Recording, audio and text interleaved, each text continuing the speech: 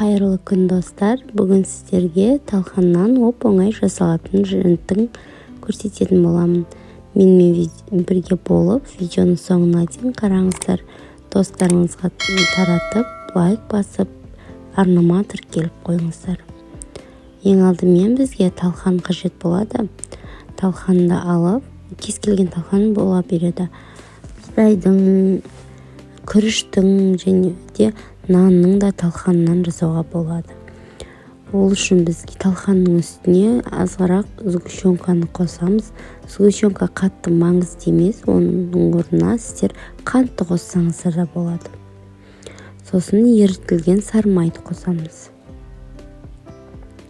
Барлығын жақсылап араластырып, бір келкі болғанша араластырып аламыз.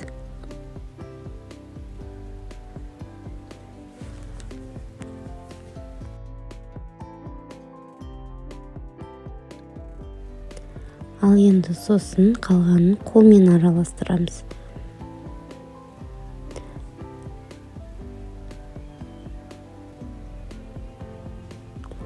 Қолымызбен жақсылап араластырып біріктіреміз.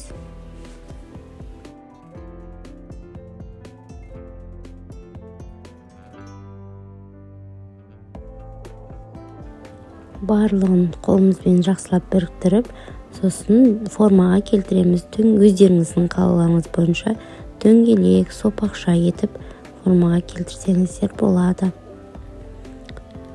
Егер де сіздер сгущенканың орнына егер қантты қосатын болсаңыздар, сіздер сары майды сәл кішкене көптеу қосқан дұрыс. Әйтпесе біздің талқанымыз бір-біріне бірігуі қиын болады. Даже бірікпей қалуы да мүмкін. Міне біздің барлық жиынттеріміз дайын. Осылай жасап шығасыздар. Өте оп-оңай. Міндетті түрде жасап көріңіздер. Ауызашарға өте дәмді, әрі тойымды.